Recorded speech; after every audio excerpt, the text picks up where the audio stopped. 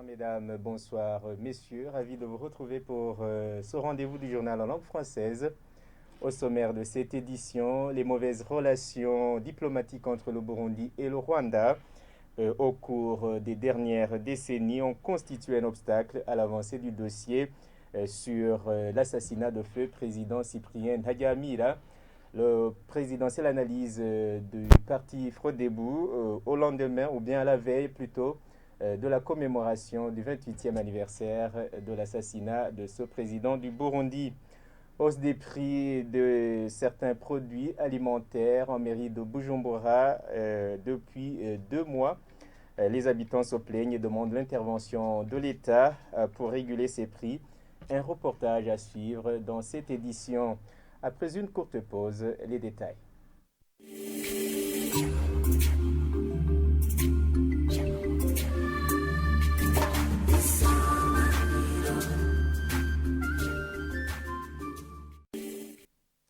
Bonsoir. Le parti Sahwanya Frodebou estime que les mauvaises relations diplomatiques entre le Burundi et le Rwanda au cours de l'histoire ont constitué un obstacle à l'avancement du dossier concernant l'assassinat du président Cyprien Ntaryamira.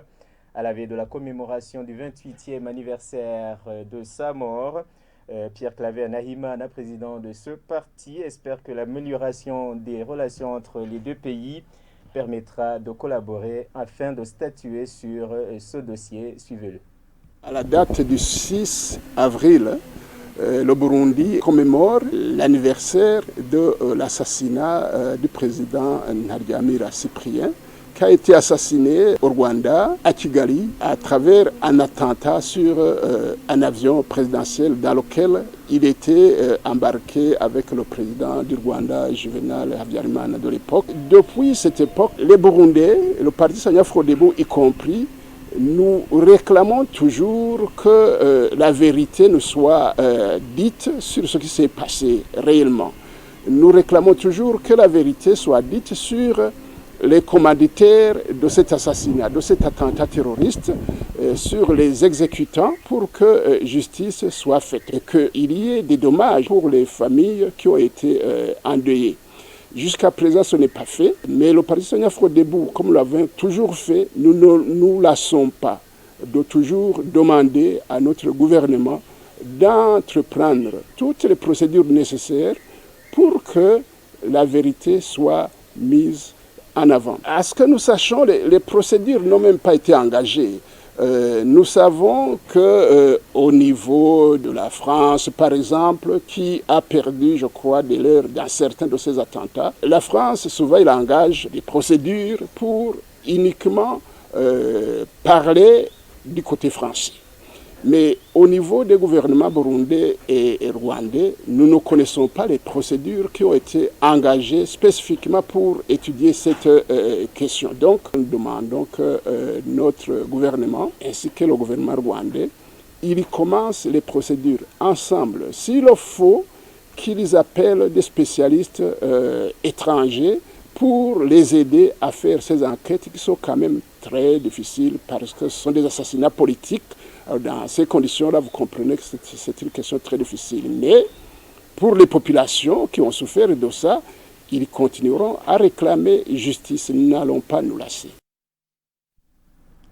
La police burundaise a présenté ce mardi devant la presse 3 personnes dites pasteurs accusées d'escroquerie sur 400 membres de la coopérative Ndouza.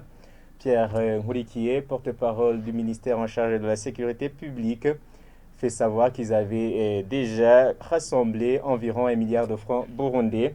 Il appelle les victimes à suivre de près le procès de ces 2 présumés escrocs au parquet de Mukaza afin de recouvrer leur argent.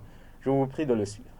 La police nationale du Burundi a mis la main sur 3 criminels, pasteurs d'église. Ils sont respectivement représentant légal, vice-représentant légal et trésorière d'une coopérative appelée Coopérative Dufashe Abakiriho. Et la coopérative a été agréée légalement et devrait intervenir dans le domaine de l'agri-élevage. La coopérative avait effectivement étendu ses activités à l'intérieur du pays, notamment dans les provinces de Bujumbura rural, de Chibitoke, Bubanza et Ngozi et dans d'autres localités. La coopérative a commencé à collecter de l'argent au sein de la population. Le groupement financier illégal avait déjà collecté 1 milliard de francs burundais. C'est la somme qui se trouve maintenant sur les comptes de ce groupement financier illégal.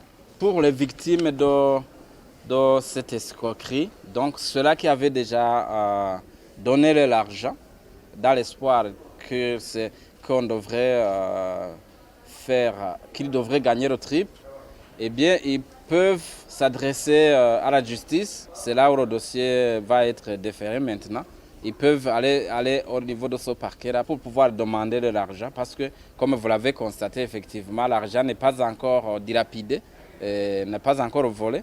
La police l'a déjà constaté au niveau des comptes de cette église. Eh bien, les victimes peuvent, dès demain, s'adresser au parquet de Mukaza pour pouvoir aller réclamer leur argent. Et sur le récent assassinat de 2 pasteurs de l'église Euzebu en zone Ruziba au sud de la capitale Bujumbura, Pierre Nkurikiye indique que 11 présumés coupables, dont 3 en provenance de la mairie de Bujumbura et 8 autres en provenance de la commune Nyanzarake, ont déjà été appréhendés. Suivez encore une fois Pierre Nkurikiye. Ces derniers jours, vous avez entendu qu'il y a 2 pasteurs de l'église Euzebu qui ont été assassinés, fusillés par des criminels. Et au moment où je vous parle, l'enquête a immédiatement commencé après la commission de ces crimes atroces. Et au moment où je vous parle, plusieurs suspects ont été déjà appréhendés. 3 pasteurs ici à mairie de Bujumbura et 8 autres pasteurs dans la province, à Nyanzarake, dans la province de Makamba, pour de plus amples enquêtes relatives à cet assassinat lâche.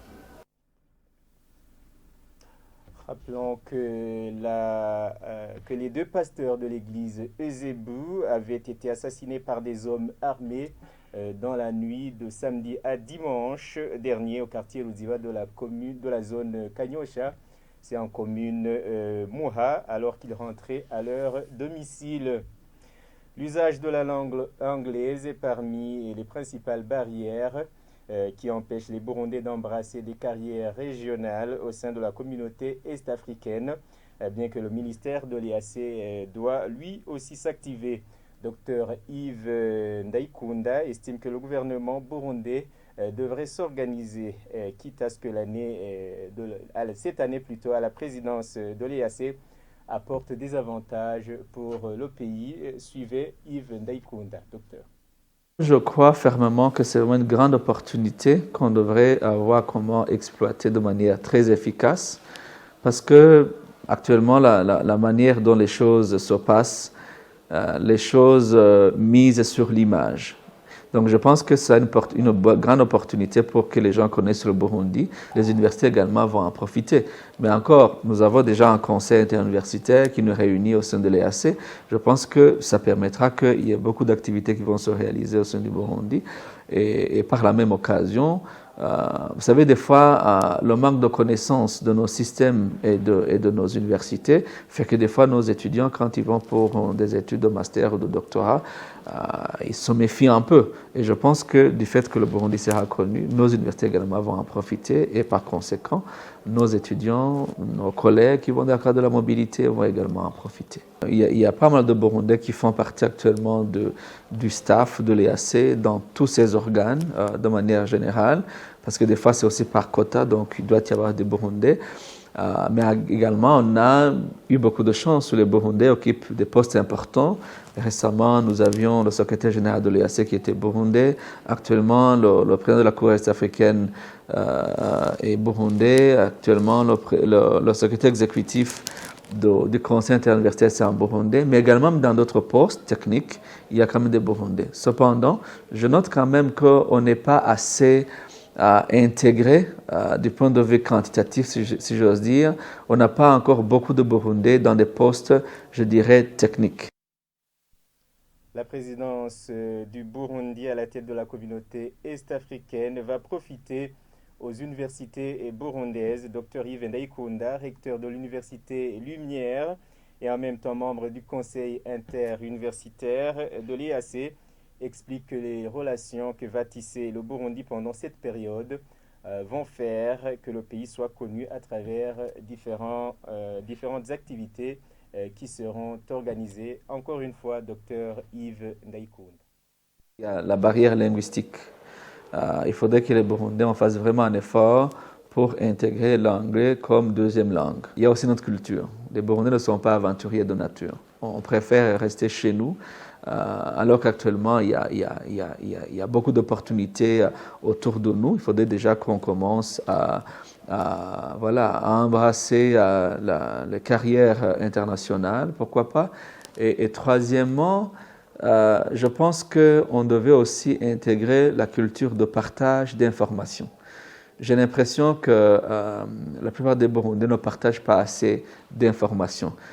Des fois, on spécule sur, je dirais, vraiment de petites affaires, des affinités familiales, amicales, politiques, au détriment des compétences. Et du coup, pour moi, c'est une perte énorme parce que si je positionne quelqu'un qui n'est pas compétent ou bien qui n'est pas qualifié, malheureusement, la personne va perdre, mais également le Burundi aussi perd. Il y a la voix du Burundi qui n'est pas présente dans ces sphères.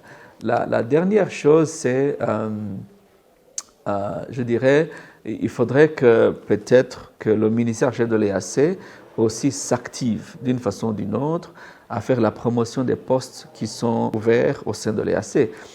Il faudrait que le ministère chef de l'EAC prenne le lead dans ça et organiser les secteurs, quitte à ce que chaque secteur comprenne son rôle durant son mandat, mais également que ça soit harmonisé. L'avantage que le ministère nous organise, c'est qu'on pourrait faire des actions un peu harmonisées. Et deuxième chose, il faudrait que même pendant que le ministère nous organise, que nous-mêmes on s'organise. Ça veut dire que, par exemple, au niveau du business, comme ces gens, ils dorment dans les hôtels, ils vont dans les restaurants, ils vont faire le shopping, il faudrait qu'on améliore au niveau du service. Pour clôturer ce journal, je vous l'avais annoncé dans les titres.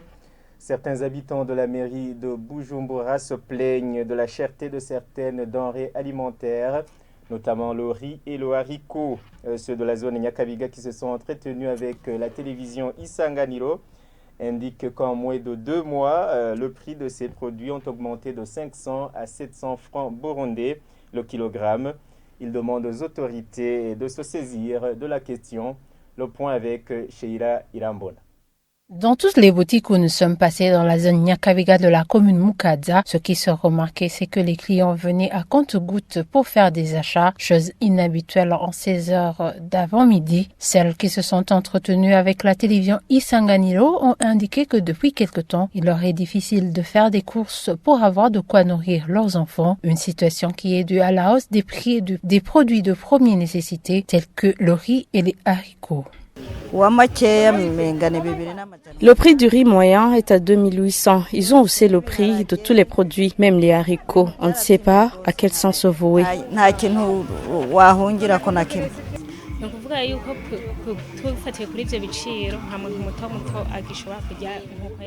Si on considère les prix de ces produits, aucune personne à faible condition de vie ne mange à sa satiété. Les prix de ces produits sont graves. Nous croyons que nous allons périr et nos enfants ne vont plus aller à l'école, car même nos sources de revenus ont tari.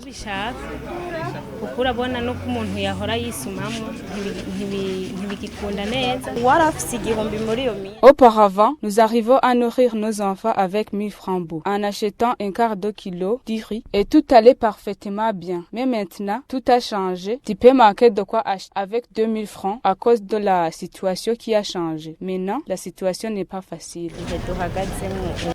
Cette situation démontre que les gens de faibles moyens ne sont pas considérés. Se plaignent également ces habitants de la zone Nyakabiga. Elles demandent aux autorités de revoir ces prix à la baisse pour leur faciliter la vie.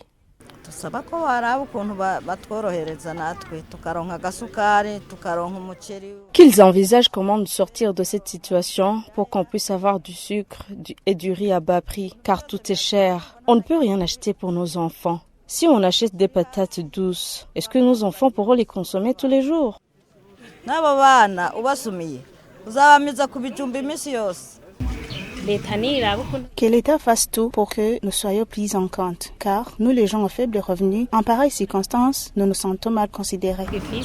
Sous anonymat, les commerçants de ces produits ont indiqué qu'ils n'ont pas eu le choix de hausser le prix, que cela est dû au prix d'achat. Une seule chose qui aurait diminué de prix est la farine de maïs de 25 kilos. Il est allé de 49 000 francs à 46 000 francs. Le sac fait saluer par ses habitants de Nyakabiga. Eh bien, c'est par ce reportage de notre consoeur Sheila Ilambona que nous mettons un point final à ce journal.